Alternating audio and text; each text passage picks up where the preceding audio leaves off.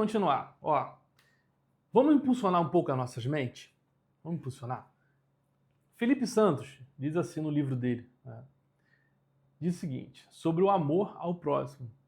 Mas não há possibilidade de revermos nossos conceitos sem ao menos refletirmos sobre quem estamos sendo e nos tornando no decorrer do Evangelho em nós.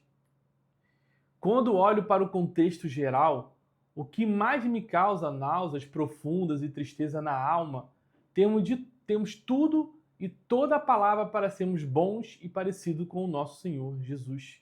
E estamos muito longe disso. O que você acha disso? O que você acha desse pensamento desse professor, né, do Felipe Santos? Na verdade, é um pastor, né, o pastor Felipe Santos. O que você acha dessa mente? Você concorda, discorda? Pensa aí, reflete sobre isso. Nós já temos os exemplos, já está escrito na palavra. As ações já estão ali. O que eu preciso agir? Como acolher? Já está pronto, já está escrito. Eu trouxe aqui para vocês aqui um outro estudo de caso, né? Ele diz o seguinte, é no livro O Dia a Dia do Professor. Você pode pesquisar na internet e você consegue localizar esse livro facilmente. Conta uma experiência de acolhimento feito pela professora André Rufo, que diz o seguinte, ela percebeu que valorizar regras e combinados, olha só que importante, né?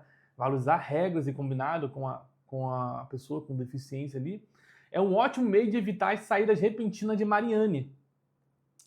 Então, diariamente, ela define que com todas as programações do dia e de momento de ir ao parque ou refeitório, por exemplo, comenta ela, segundo ela, ainda que Mariane tenha o próprio ritmo, houve muitos avanços com essa conversa, pois, aos poucos, a menina tem tomado consciência de que precisa estar com o grupo. Então, você vê a importância, né, que a Andrea Ruff, ela cria essa estratégia. Ela inclui ainda que ela envolve toda a equipe da escola para que as regras continuem valendo mesmo se ela não está por perto. Então, a importância de você criar estratégias que tragam eficácia, que traz ali a atenção do aluno, a atenção daquela pessoa. Entenda como esse aluno ele aprende, entenda como esse aluno ele vai absorver de você, se está tendo a sua atenção ou não. Se você está ali, que ele está te olhando, está observando, está aprendendo, procure saber se ele conseguiu entender o que você disse. É muito importante, nós como educadores cristãos, ao ensinar para a criança, tome cuidado com suas palavras, o que você vai ensinar. Já vi muitos professores que, ao ensinar vamos falar sobre Gênesis, e ali Deus, a pessoa ali fala assim, Deus criou, né, a estrela, criou o sol. Aí, desde ela botar o sol numa folha, coloca uma lâmpada. Eu tenho certeza que pode aparecer um aluno, como já vi casos assim, o aluno falando, não, mas quem criou isso aí que está mostrando, a lâmpada, foi Thomas Edison, não foi Deus. A criança está errada? Não está errada. Errado foi o professor que, desde colocar o sol, coloca um outro objeto que não tem nada a ver, querendo referir sobre luz, né? Então, tome cuidado com aquilo que vocês apresentam. Os autistas, crianças autistas, elas são muito literárias. Então, você precisa trazer palavras, ensinamentos que elas vão compreender. Então, tome muito cuidado com as figuras, com as palavras. Entendam que muitas crianças e muitos autistas também, TDAH, outros transtornos, aprendem usando figuras. Utilize figuras para dizer o que você quer ensinar. Demonstração, isso é muito importante. O trabalho, qualquer material que você puder trabalhar de forma lúdica é muito funcional. Vocês vão trazer ali para a sala de aula, ali, vão demonstrar para eles tanto na palavra quanto em objeto. Então tome muito cuidado com isso. A importância de vocês usarem objetos e o que você fala estabelece conhecimento, enriquece e fortalece aquilo que elas aprendem. Tome cuidado e é importante vocês entenderem isso.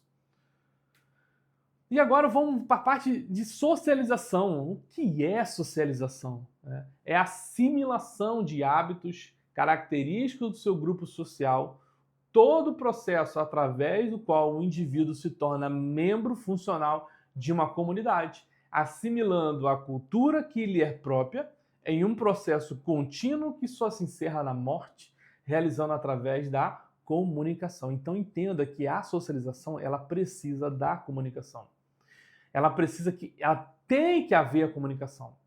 O povo, as pessoas, né, os costumes, a cultura, aquilo é estabelecido, aquilo é enraizado, ela se cresce através da comunicação. Então ela precisa que crie essa comunicação. E a melhor forma é essa, assimilar esses hábitos e essas características em vários grupos sociais depende de uma boa comunicação. Em Mateus 5,1, né, diz ali que Jesus, vendo a multidão, subiu ao monte e, assentando-se, aproximaram-se dele os seus discípulos. Então, essa é uma forma de socialização. Ali, Jesus está ensinando por parábolas, eles estão assimilando, eles estão ouvindo, eles estão tendo a sua atenção ali a Jesus Cristo. Então, observa que isso é um formato de socializar. Tá? Então, precisa-se você buscar esse formato de comunicar com o outro. Saber o que está se comunicando, saber o que está sendo ensinado. Na sociologia, que significa processo de adaptação de um indivíduo a um grupo social, isso é uma ciência que estuda a sociedade e os seus fenômenos, que nela ocorrem, sejam eles culturais, econômicos e ou religiosos. Então entende que a sociologia ela vai estudar esses comportamentos dos indivíduos, da sociedade, dessas pessoas, de vários grupos. É importante que nós entendamos que o indivíduo, nós como indivíduos, estamos inseridos no meio cristão, mas vivemos também muitas das vezes em outros meios culturais. Nós vivemos no dia a dia, no seu ambiente de trabalho, no seu ambiente de diversão. Você vai em parque, você vai em shopping, você vai em vários lugares que não só tem pessoas cristãs, mas tem pessoas também de outras religiões ou denominações. Então, é necessário que nós entendamos como essa sociedade ela se constrói, como que ela se adapta, como esse indivíduo ele se junta a esse grupo social e como funciona isso. É importante nós entendermos um pouquinho e vamos falar sobre isso. Então, dentro da sociologia, eles trazem para nós esses aspectos sociais. E quais são esses aspectos sociais? Nós temos, primeiro, a estrutura social. Temos também os grupos sociais, a família, as classes sociais, né? Pessoas divididas em níveis, o papéis que o indivíduo ocupa em uma sociedade. Então, esses são os aspectos sociais que é importante nós, como cristãos, entendermos um pouquinho, compreender como funciona, como nós convivemos em sociedade. Nesses processos sociais, dentro desses aspectos, nós temos os processos sociais que elas estão relacionados a dois tipos de processo, sejam ele associativo e seja o processo dissociativos. Quando nós falamos de processo associativo, os processos associativos estabelecem processos sociais de duas formas: cooperação e convivência em grupo. Então, para que aqueles indivíduos, aquele grupo, eles vão associar, vão se estar juntos ali, em um mesmo caminhar, na mesma visão, é necessário que haja ali uma cooperação e essa convivência em grupos, ok? No processo dissociativo, o processo associativo ele se apresenta em divergência e até conflitos. É muito natural que aconteça isso, que nós gostamos de estar muitas das vezes em divergência com o outro. É natural que você diverge. Esse processo associativo é normal do ser humano. É muito normal também que haja conflito. Nesse processo, nós agimos com conflitos. Vamos ver aí, por exemplo, um campeonato de futebol. É um campeonato de conflito, né? É um campeonato ali que há uma forma ali que alguém quer ganhar, alguém quer ser o vencedor, ninguém quer perder. Nós temos também vários outros, como Copa do Mundo, nós temos ali como Olimpíadas, são formas. É natural que a sociedade haja dessa forma, é muito comum. Desse processo associativo e dissociativo, nós temos aí essas divisões, esses subgrupos, como cooperação. Então, num processo de associar a um grupo, a estar associado a ele, é natural que nós agimos de forma cooperativa. Agimos de forma de acomodar com aquilo que eu me sinto muito bem, estar naquele grupo. Eu me acomodo porque eu me sinto que aquilo que está sendo conversado, aquilo que está sendo ensinado, me agrada. Eu gosto muito daquilo.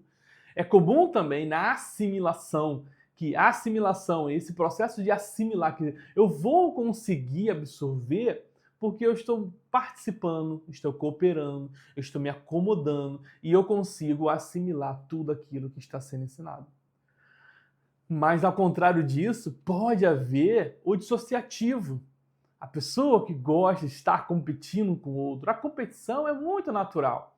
E também eu posso usar de forma positiva uma competição. Vamos fazer uma competição aqui entre meninos e meninas. É muito comum isso acontecer. Muitas das vezes, de uma forma sadia, é legal. Une e faz as pessoas entenderem como funciona a união entre os meninos, a união entre as meninas. O foco, o objetivo, todos ali podem estar juntos. Agora vamos fazer uma competição entre classes, idade diferente ou idades iguais em turma diferente. Isso é natural que o ser humano gosta disso. Bom trazer para dentro de sala, mas de forma positiva, é claro, não deixa que haja briga. O conflito é natural que haja sempre algum processo de conflito, é comum se encontrar algum aluno que não goste do outro, mas é do professor a competência, a observação, a análise, aquele olhar, né, diferenciado de ver, ó, tem um conflito aqui que vai gerar problema. Então você tem que ir ali e agir para que não haja esse conflito que não gere problemas, né, de briga, de coisas que vai ser ruim para todos ali. Vou dar um exemplo para vocês que aconteceu na sala de aula que eu digo com umas crianças pequenas, e entrou um menino com um brinquedo. Quando esse menino estava com um brinquedo, é tipo um Transformer, que transformava em carrinho, depois transformava em Transformers. Ele estava brincando com esse brinquedo, só que na verdade eu sabia que aquilo ali não era um brinquedo. Eu já desconfiava, né, já entendia que ele era uma criança com autismo, uma pessoa com deficiência, uma criança com deficiência. Aquele brinquedo não era simplesmente um brinquedo, mas um regulador. Aí tá falando, Rafael, o que é regulador? Regulador é que eles, como recebem muita interação ali, há muita gente falando, muita criança, então o brinquedo é uma forma de pegar e ficar regulando. Ele vai se depositar sobre a sua a agilidade, ou não consegue prestar atenção, ou qualquer situação ali, transmitir para o brinquedo. Só que as crianças do lado não estavam entendendo, não estavam gostando, porque ele estava mexendo nisso. Só que eu sei que aquele brinquedo ali estava regulando as suas emoções. A ansiedade, o nervosismo, estava sendo controlado através do brinquedo. Então, naquele momento, eu parei e falei, olha só, vamos parar aqui, que esse brinquedo dele aqui não é simplesmente um brinquedo. Para mim, não está interferindo. Eu perguntei para ele, você está me ouvindo? Ah, eu estou te ouvindo. Então, se ele está me ouvindo e a mim não está me interferindo, não vai interferir em vocês também não. Só prestar atenção aqui na aula. Vamos voltar todo mundo junto. Na hora, a turma parou. Todo mundo parou. E ninguém mais prestou atenção no que ele estava mexendo no brinquedo. E depois o menino não ficou com vergonha. Ele entendeu o que aconteceu. Ele deixou de lado e continuou prestando atenção. Porque conseguimos regular. Com certeza, o olhar das crianças estava trazendo essa ansiedade, ele deixando mais nervoso ainda. Mas como deixamos ele tão tranquilo, acolhemos o que estava acontecendo com ele ali, que ele se tranquilizou mais ainda, porque ele percebeu o quanto ele estava sendo aceito naquela turma. Depois daquele dia, não houve mais confusão, não houve mais briga, não houve mais discussão. Então é importante você, como educador, observar e perceber isso e agir para que possa impedir qualquer conflito ali negativo ali, tá bom? E os impactos da socialização? Os impactos são: o indivíduo constrói o seu mundo, quando há esse impacto nessa socialização aí, da mesma forma que constrói a si mesmo, suas identidades, suas relações, suas experiências vivenciadas. Tanto de forma positiva ou de forma negativa, mas vamos falar de forma positiva, está na sala de aula, ensinando sobre a palavra de Deus, está ensinando tal, está dizendo tudo para elas. Ali você está construindo no indivíduo ali o amor pelo próximo, amor à palavra de Deus, a ouvir a palavra, a cantar, a louvar, a adorar a Deus. Ali está sendo construído dentro do coraçãozinho dele. Está construindo ali uma identidade. Você está construindo ali relações entre que ele está convivendo, entendendo como é conviver entre os outros. Não falar palavrão, não agir de má conduta. Isso tudo é uma construção necessária e importante. E o seu papel como educador é fundamental nesse processo. Vamos para um estudo de caso. A seguir vamos ver um texto do livro O Dia a Dia do Professor, mais um desse livro que eu falei para vocês anteriormente, que conta a história e experiência da professora Roberta Martins Braz Vilaça, né? De São Bernardo do Campo, da região metropolitana de São Paulo, que diz o seguinte: entre seus 24 alunos da pré-escola está Isabelle Victoria Borges dos Santos, 5 anos, tem 5 aninhos, que tem paralisia cerebral. Apesar do comprometimento motor, das mãos, do corpo, das suas pernas, a menina tem a capacidade cognitiva, quer dizer, a ação de ver, de ouvir, ou então muitas vezes a ação de pensar, do raciocínio, preservada. Na escola, desde o ano passado, ela participa de todas as atividades. Os conteúdos trabalhados em sala são os mesmos para ela. O que eu mudo, que a professora mudou, são a estratégia e o recurso, explica essa professora. Então, todo o conteúdo que ela preparou é exatamente igual ao que todo mundo recebe. O que significa isso? Não presume que aquela criança, por ter uma deficiência, ela não é capaz de fazer, ou ela não é capaz de decidir, ou ela não é capaz de pensar. Não faça isso. Não pensa dessa forma. Se você não foi até ela e perguntou, como posso te ajudar? O que você precisa? Entender como que ela aprende, você não pode presumir que ela não é capaz. Se ela não disse para você, não sabe, não demonstrou para você aonde ela pode ou não pode. Então essa professora ela foi muito inteligente. Ela viu, todo o conteúdo é igual para todo mundo, sim. A palavra igualdade, ela fala no aspecto de que todos merecem atenção, todos merecem a educação. Ok. Mas quando eu falo de equidade, eu falo que aquele indivíduo precisa de uma adaptação. Então, essa professora fez o quê? O conteúdo é igual para todos, igualdade. Só que ela praticou equidade quando ela usou estratégia e recursos diferentes. Então, ela preparou algumas provas de forma diferente ou preparou alguns recursos diferentes, mas o conteúdo é baseado na mesma, é igual para todos. Então ela não presumiu que ela não era capaz. Ela não colocou, eu estou ensinando aqui para criança aqui, todo mundo vai saber, mas essa aqui, não sei não vai saber não, vou dar só papelzinho para ela rabiscar. Não faça isso. Não faça isso. Vamos na palavra de Deus, presta atenção. Em Êxodo 4:10, Jesus estava ali pegando fogo a sarça, não é isso? A sarça pegava fogo, mas ela não se consumia, não virava cinza. Porque era diferente. Que ali tinha quem ali. Então, atraiu-se Moisés, ficou olhando aquela sarça pegando fogo e não se consumia, porque é comum a sarça pegar fogo, algumas plantas no deserto, natural isso acontecer, mas o que não era natural, não era comum, é aquela sarça virar cinza, não virava cinza. Estava fora. Então, o que ele chegou perto? Foi chegando perto. Moisés foi curioso, chegando perto. Quando ele ia colocar os pés próximo daquela sarça, vem uma voz e fala, Moisés, pare. O lugar que tu pisas é um lugar santo dos santos. Então, Deus mandou parar ali no momento ali. Mas parou ali, não pisou, porque ele falou o seguinte, tire a sandália dos teus pés para entrar nesse lugar. Mandou tirar a sandália dos pés. Grave isso. Entenda, sabe quem era Moisés? Um dos líderes, um dos maiores líderes ali. Deus escolheu Moisés ali naquele momento, não porque só por sua capacidade. Ele poderia escolher qualquer líder, mas ele escolheu porque ele sabia que aquele ali iria cumprir com tuas palavras. E Deus falando para Moisés, falando, de repente ele fala o seguinte, Deus, não sou capaz, eu não posso, porque eu sou pesado nas palavras, eu não consigo falar. E ali nós entendemos que ele era gago.